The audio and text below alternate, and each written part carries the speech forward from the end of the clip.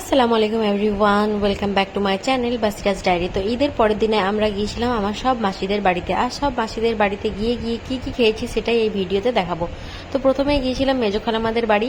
সেখানে গিয়ে আমরা বললাম কিছু খাবো না, সেই জন্য আমাদেরকে সন্দেশ দিয়ে দিল। আর এই সন্দেশগুলো কিন্তু খুবই মজা ছিল খেতে।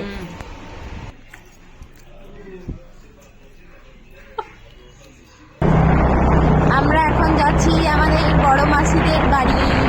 এই দেখুন, ভিডিও চলতে চলতে মাত্র 40 সেকেন্ডের মধ্যে চলে এলাম। এত দূর 40 সেকেন্ড দূর মাত্র। এই তো এখানে আমাদের আরো বন্ধুরা চলে এসেছে। এই তো ফুপু শাশুড়ির বাড়িতে। ফুপু শাশুড়ি তোমার খালা শাশুড়ি। ও তো বড় মাসিদের বাড়ি পৌঁছে চলে গেলাম ছাদে, কারণ এখানে চলছিল ফটোশুট।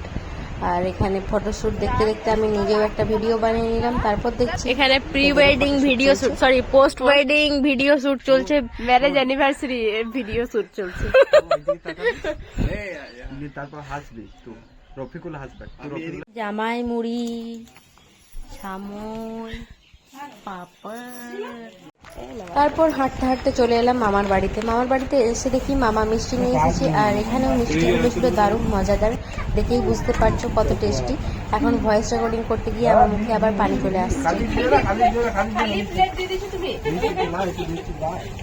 তারপর মামার বাড়ি থেকে আমরা চলে গেলাম ছোট মাসিদের বাড়িতে। ছোট মাসি মানে মামনি। তাদের বাড়িতে গিয়ে দেখি মামনি আবার এরকম হোমমেড নিমকি বানিয়েছে। এগুলো খেতেও কিন্তু বেশ মজাদার হয়েছিল। একদম যারার মুখের সাইজ তো খেয়ে দেখাও তো একবার।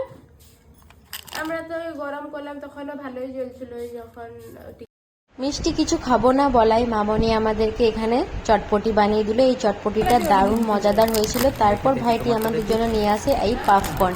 এগুলো খেতে কিন্তু আমার খুব ভালো লাগে। তারপর আমাদের রাতটা শেষ হলো জারার গান শুনে।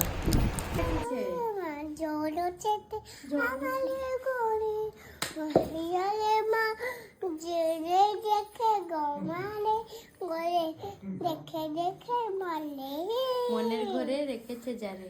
আমাদের জারার গানটা আপনাদের কেমন লাগলো সেটা আমাকে অবশ্যই কমেন্টে জানাবেন। ভিডিও ভালো লাগলে লাইক, কমেন্ট আর শেয়ার করবেন। দেখা হচ্ছে খুব তাড়াতাড়ি নতুন একটা ভিডিওতে। ততদিন সকলে ভালো থাকবেন, সুস্থ থাকবেন। টাটা।